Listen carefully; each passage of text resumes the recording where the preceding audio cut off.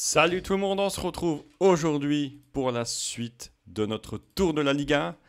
Et aujourd'hui, on parle de l'OGC Nice. L'OGC Nice qui va jouer le barrage de l'Europa League Conférence, dont le tirage a lieu aujourd'hui, malheureusement. J'ai fait ma vidéo avant, donc je ne sais pas contre quel club Nice va jouer. N'hésitez pas à me dire dans les commentaires, justement, contre qui ils vont jouer. Et d'après vous, s'ils vont passer, ça peut être un tirage difficile, mais ça peut être également un tirage très clément. En même temps, pour ceux qui ne sont pas abonnés, n'hésitez pas à vous abonner pour avoir la suite du tour de la Ligue 1. Nice qui a échoué d'un petit point à se qualifier directement pour la Ligue Europa. Ce petit point, on ne va pas en reparler, c'est l'affaire Nice-Marseille avec le lancer de la bouteille sur Payet.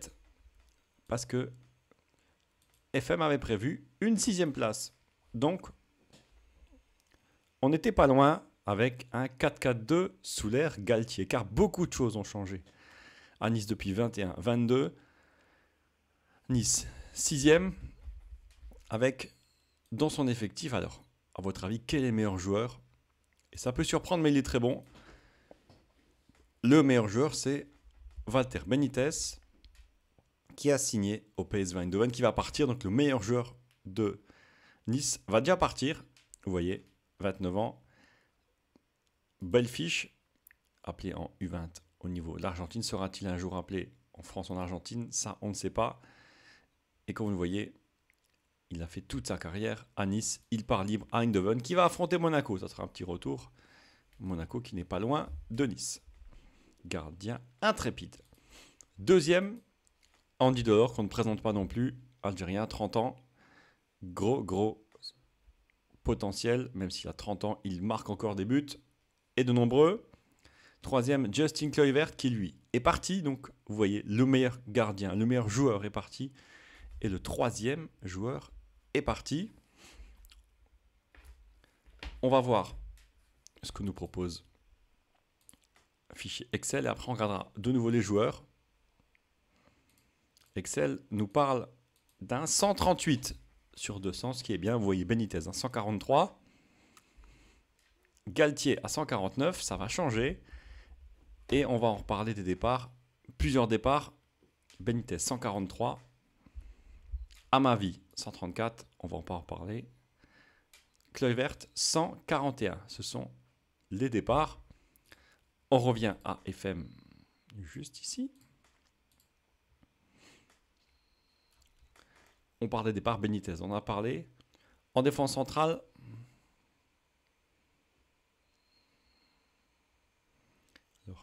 c'est, je ne le trouve plus ici, c'est Pelmar qui était en prêt, qui part donc à Bâle, avec Ndoye. Au niveau de l'ailier droit, ils ne sont pas dans l'effectif A. Et de prêt, Guessant et N'Guessant, eux aussi, sont partis en prêt. On va faire comme ça, vous voyez. Amavi n'est plus là, Kluivert n'est plus là, Benitez n'est plus là. Qui est arrivé? L'effectif sera-t-il meilleur? On passe en 2022-2023. Et comme vous le voyez, des changements notables, notamment une 7e place. Donc la cote est de 51, elle n'est plus de 34. Grosse chute. Déjà un changement d'entraîneur. Donc est-il meilleur ou moins bon? On verra ça.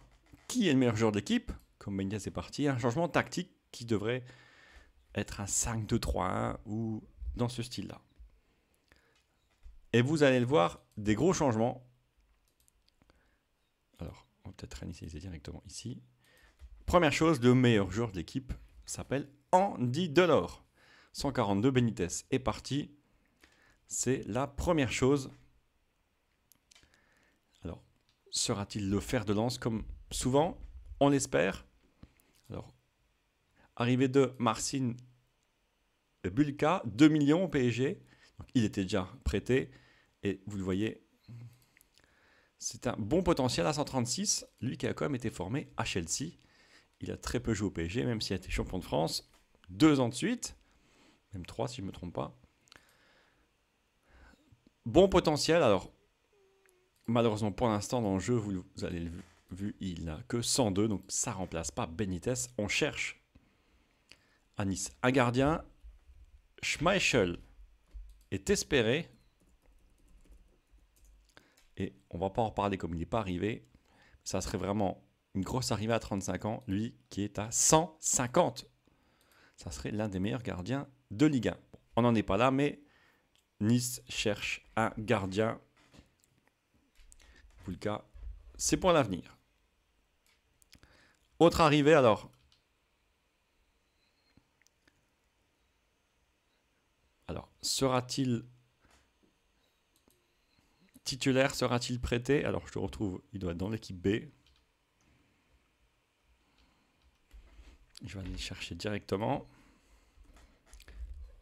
C'est ce joueur que, pareil, je ne connais pas trop. Raresh Ilie, alors, acheté pour 2 millions. Pardon, acheté pour 5 millions. Au Rapide de Bucarest. Vous le voyez, il a à peine 19 ans. Ailier, roumain. Pas grand chose à dire. Il a souvent joué, il a 2 ans, en division 2 roumaine. Franchement, j'en sais pas beaucoup plus. Mais 5 millions pour un jeune prometteur. Potentiellement, bien sûr, à 139. Alors, arrivera-t-il à se faire une place dans l'effectif? C'est une bonne question. Vous voyez sa fiche qui, je ne vais pas dire correcte, mais il faut voir. Je ne connais pas. Dites-moi si vous le connaissez. En Roumanie, comment ça se passe? Et des autres arrivées également. J'allais dire plus pour l'équipe B que pour l'équipe A. Je cherche en équipe B un joueur qui arrive de Lille. Donc on va directement peut-être dans. Comme j'ai fait les transferts directement, ça sera plus facile. L'arrivée de ce joueur à Lille, dites-moi si vous le connaissez. Boudradine Buonanni, 17 ans. Pour son joueur secondaire. Ailier prometteur. 85, un gros potentiel de 157. Alors moi, je ne l'ai jamais pris dans FM. Alors dites-moi ce que vous en pensez. Inspiration, dribble, passe. Ce sont les 3 arrivées à Nice. Alors, surprenante. Nice, qui pour l'instant a vraiment baissé au niveau de son effectif. On va regarder ce que ça donne. Et vous voyez juste entre parenthèses un effectif vraiment pléthorique au niveau de nationalité. Dans les 15 premiers, il n'y a que 4 Français. Vous avez les 2 meilleurs sont algériens, un Hollandais, un Brésilien, un Gabonais, encore un Algérien, un Brésilien. Ça donne quoi sur le papier? Ça donne une grosse, je le dis tout de suite, une grosse chute de l'effectif. La plus grosse chute, c'est 40 points perdus pour le gardien. Après, je précise que si Schmeichel arrive, ça fait 50 points de plus. Ça peut faire tout ce qu'il y a de bien et remonter bien sûr l'effectif. Amavi est parti. Bon, Amavi n'est plus ce qu'il est. Danilo le remplace.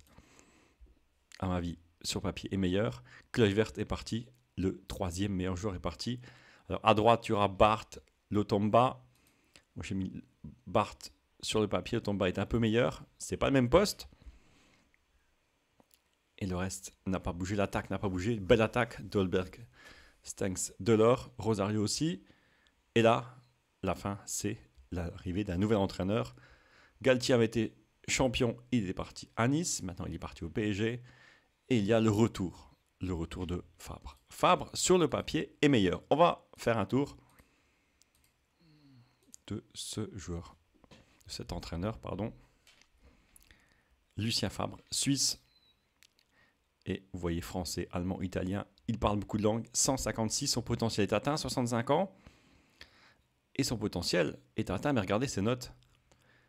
Connaissance des joueurs et potentiel 19-18, c'est du haut niveau. Les jeunes à 17, offensif 17, technique 19. C'est franchement du haut niveau. Après, mentalement, un tout petit peu moins bon, mais c'est comme du haut niveau, 156. Et vous le voyez, il a été souvent en Suisse, vu qu'il est suisse, mais il a été aussi en Allemagne.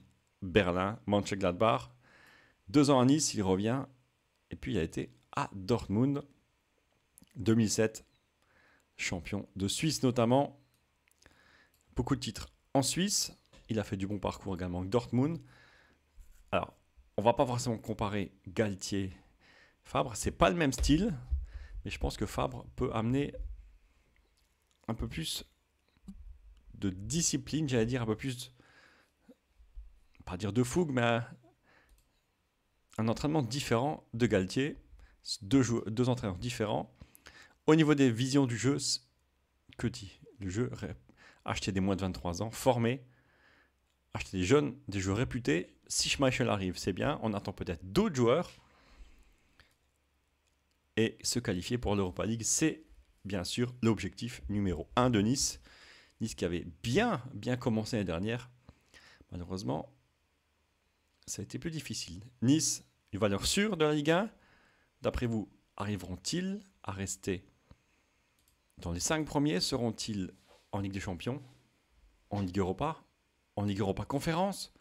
Ou ne seront-ils pas européens? Arriveront-ils à passer le tour de barrage? Ah bah tout ça, c'est pas que moi qui réponds, c'est vous, dans les commentaires. Nous attendons donc dans les commentaires. Merci à vous de m'avoir suivi. Comme d'habitude, un petit like d'encouragement pour le temps que je prends à vous montrer tout ça. Et demain, on va passer de la Méditerranée à la Bretagne. Alors Rennes est-il en Bretagne? On verra ça demain. Allez, je vous souhaite une bonne soirée et on se retrouve bientôt dès demain. Bisous.